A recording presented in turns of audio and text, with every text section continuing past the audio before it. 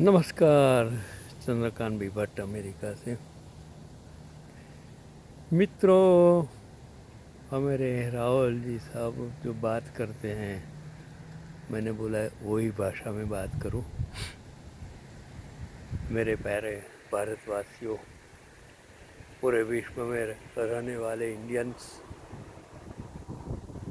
भारतीय, मेरे गुजराती भाई बहन,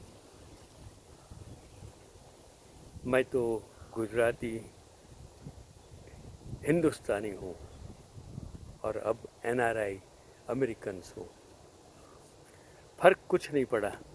फ़र्क इतना पड़ा, लोगों ने टाइटल बदल दिया, देश ने टाइटल बदल दिया।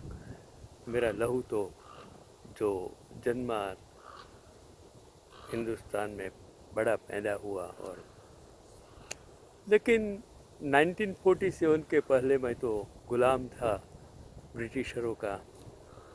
आज़ादी 1947 के बाद मिली, कॉन्स्टिट्यूशंस भी उसके बाद बना, और जो आज सत्ता में बैठे हैं उसका जन्म भी 1947 के बाद हुआ। लेकिन जब ये कहते हैं कि ये आज विश्व गुरु भारत बना है, वो हमारी वजह से हुआ है। अब सोचो, टेक्नोलॉजी ने पूरे विश्व को बदल दिया। वैज्ञानिकों ने मंगल ग्रह तक जो यान भेजा, यान के साथ चंद्र पर उस जमाने में नील आर्मस्ट्रॉन्ग ने पांव रखा, वो किसकी वजह से? हम कभी सोचते नहीं हैं। हम ये कहते हैं कि हमने बनाया, हमने सब कुछ किया। वो गलत है। मैं आज इसके लिए बात करता हूँ, क्षमा करना, कि कुंभकर्ण ही नहीं, लोग भी सो रहे हैं गहरी नींद में, क्योंकि हमारे संविधान में मौलिक कर्तव्यों के साथ साथ मौलिक अधिकारों का भी उल्लेख किया गया है। मैंने कॉन्स्टिट्यूशन पढ़ा है, लॉ किया है, BSc, BA with economic psychology किया, बीएड भी किया, सब कुछ पढ़ा। कोर्टों कचहरी सब कोर्ट में घुमा। शायद किसी भी एडवोकेट, किसी भी जज जितने कोर्टों में नहीं घूम चुके होंगे, मैं घुमा। मैंने देखा, मैंने जजों को देखा, वकीलों को देखा। मैंने देखा कि 99% लोग को कुछ आता ही नहीं है। न्याय तंत्र मर चुका है मेरे हिसाब से। न्याय अंधा है, वो मैं 100% कहता हूँ। कॉन्स्टिट्यूशन कोई भी नहीं जानता है। कोई समाज हो, संस्थाएं हो, सब में यही हाल है, क्योंकि ये लोकशाही के लिए लायक नहीं है। क्योंकि जो भी लोग आते हैं वो, इनको कॉन्स्टिट्यूशन से साथ कोई भी लेना देना नहीं है। तो जो मौलिक अधिकारों का भी उल्लेख किया गया है अनुच्छेद 51A में 11 मूल कर्तव्य शामिल हैं। इसमें शामिल हैं ये संविधान के प्रति वफादार होना, उसमें धार्मिक, भाषाई, क्षेत्रीय, सांप्रदायिक मतभेदों को के बावजूद भारत के सभी लोगों के बीच सद्भाव और समान भाईचारे की भावना को बढ़ावा देना, महिलाओं की गरिमा को ठेस पहुंचाने वाली प्रथाओं को त्यागना, वैज्ञानिक स्वभाव विकसित करने का कर्तव्य शामिल है, और भारत के प्रत्येक नागरिक को यह कर्तव्य निभाना होगा। लेकिन जब देश के प्रधानमंत्री, राज्यपाल इस कर्तव्य के विपरीत कार्य करे तो शिकायत कौन कर सकता है? और अगर आप सुप्रीम कोर्ट, हाई कोर्ट में उसको चैलेंज करने जाएंगे, तो वो भी जो कुर्सी पर बैठे, न्याय की कुर्सी पर बैठे जज भी, अगर उनकी शे में जजमेंट देगा तब क्या होगा? मेरी समझ में नहीं आता कि राम मंदिर का जो केस था उसमें राम भगवान जन्मे थे, नहीं जन्मे थे, किस जगह जन्मे, उसका केस था ही नहीं मेरी हिसाब से। लेकिन अयोध्या में ये जो केस जिसने भी दिया, ये it was a land dispute. वो जगह का किसकी मालिकी की जगह है उसका केस था।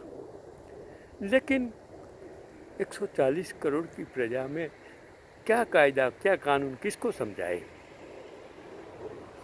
मैंने ज़्यादातर जजों को देखा, मेरे ट्रस्ट एक्ट हाई, मुझे जो मेरे अजीज जो शुक्ल साहब थे उसके चर्चा करता था, 99% हाई कोर्ट सुप्रीम कोर्ट में बैठे जज को ट्रस्ट एक्ट के साथ कोई लेना देना नहीं है। क्योंकि मैं मेरे दोस्त की वजह से मैंने देखा तो किसी को कुछ को चैरिटी में जो काम करने वाले वकीलों उसको भी पढ़ते नहीं है। क्या करें, जाने दो। कोऑपरेटिव ट्रिब्यूनल में वो ट्रिब्यूनल में बैठे जज वो ट्रिब्यूनल के जज ही नहीं है, उसका नॉलेज ही नहीं है।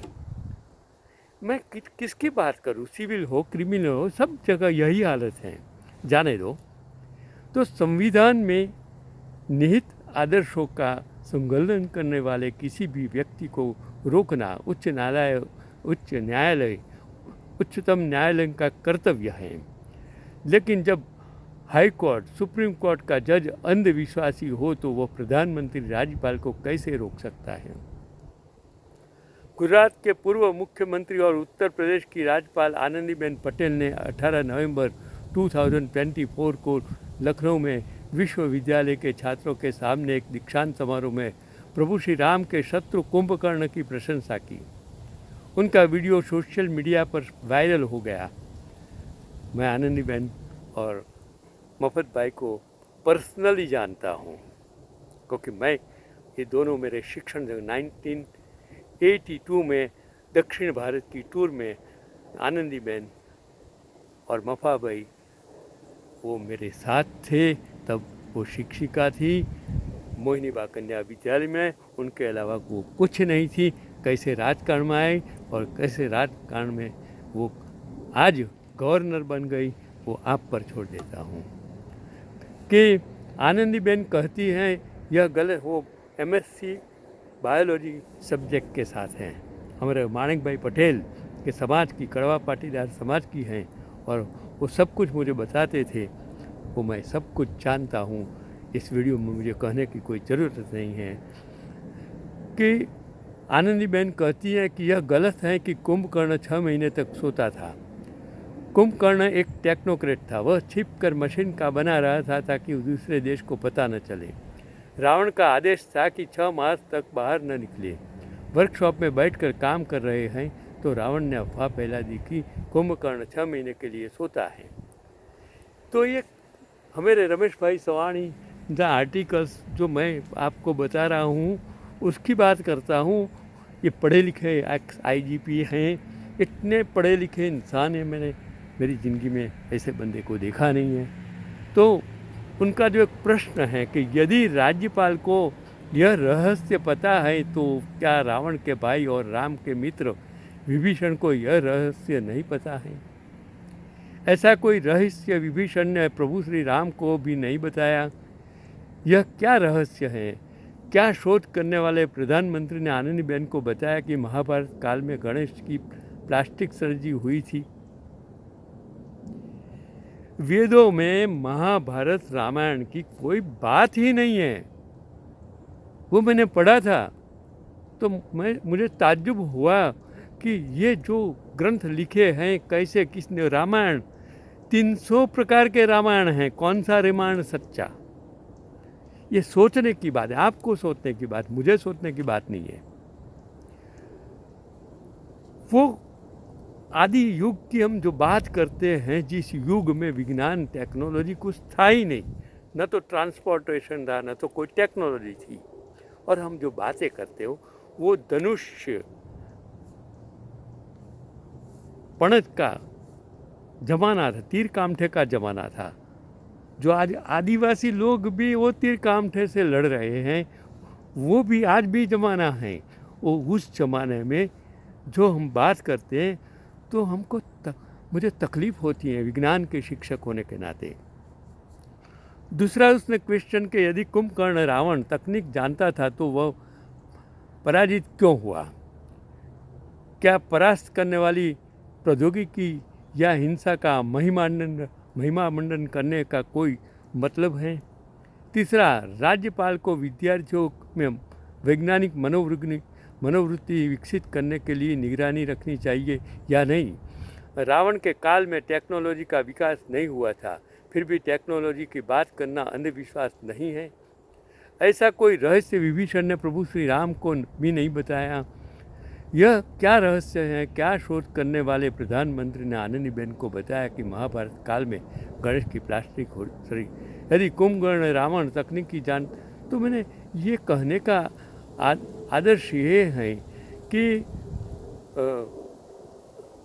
हमें जो सत्ता में बैठे लोग हैं, अगर वो पढ़े लिखे नहीं है, उसको टेक्नोलॉजी का ज्ञान नहीं है, उसको कायदे का ज्ञान नहीं है, तो वो किस काम के हैं, किस लिए बैठे हैं? क्या छात्रों को अतीत की व्यर्थता में रखना चाहिए? यदि राज्यपाल को यह रहस्य पता तो क्या ऐसी तकनीक का प्रयोग वहाँ किया जा सकता है जहाँ चीन ने भारतीय भूमि पर अतिक्रमण किया है या नहीं? क्या राज्यपाल ने ऐसी कहानी सुनाकर खुद को RSS, BJP, VHP, Bajrang Dal का संकीर्ण दक्षिणपंथी विचारधारा वाला साबित करने नहीं कर दिया है? क्या दीक्षांत समारोह में ऐसा ज्ञान प्राप्त करने वाले युवाओं को सरकार के आईटी सेल के अलावा कोई नियुक्त नहीं करता है? प्रधानमंत्री की यह खोज कि बादल बारिश होने पर रडार काम नहीं करता, क्या है वास्तव में कुंभकर्ण का आविष्कार हो सकता है? इतिहास ही नहीं, अब रामायण भी बदलना पड़ेगा। रावण ने झूठ को हथियार के रूप में इस्तेमाल किया, क्या हमारे प्रधानमंत्री ने उससे प्रेरणा ली होगी? कुंभकर्ण 6 महीने तक सोया नहीं, यह एक काल्पनिक कहानी हो सकती है, लेकिन वास्तव में 2001 से गुजरात के लोग और 2014 से पूरा देश धार्मिकता, राष्ट्रवाद, पूंजीवाद, नफरतवाद, ईश्वरवाद की नशीली तकनीक के कारण गहरी नींद में सो रहा है। तो ये बात हमारे रमेश भाई सवानी साहब ने कही कि पढ़ना बहुत अच्छा है। विश्वास, बिलीव और विश्वास, ट्रस्ट के बीच अंतर एक नट 2 बहुमंजिला इमारतों के बीच बंधी रस्सी पर बांस की छड़ी पर पकड़कर डंडे पर मारा तलक रख कर चल रहा था। सैकड़ों हजारों लोग सांसें थामकर देख रहे थे। हल्के कदमों से नट ने तेज हवा से संघर्ष करते हुए अपनी और अपने बेटे की जान जोखिम में डालकर कलाकार ने दूरी तय की।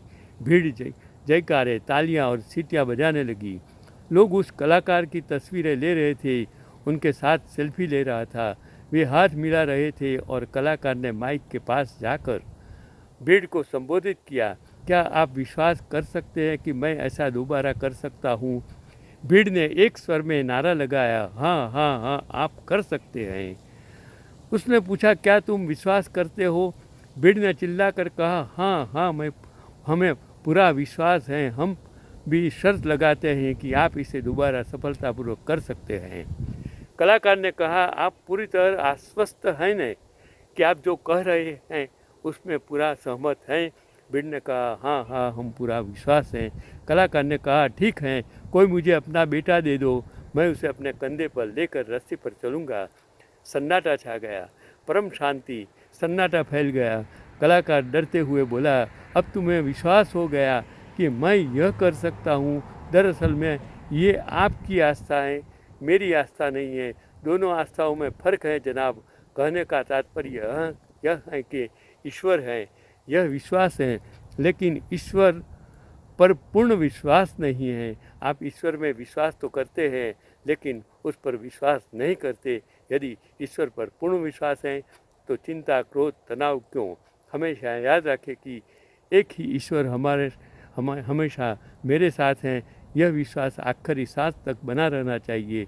भगवान हमेशा मेरे साथ हैं, ज़रा सोचो और जीवन की रस्सी पर चलो।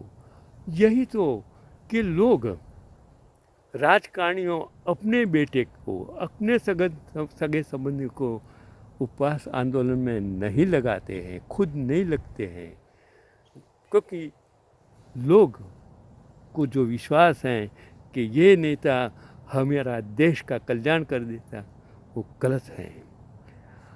आपकी सोच, संविधान क्या है आपको समझने की, कायदा कानून जब तक आप नहीं समझते हैं उसका कोई मतलब ही नहीं है। यही मेरा आज का पैगाम है।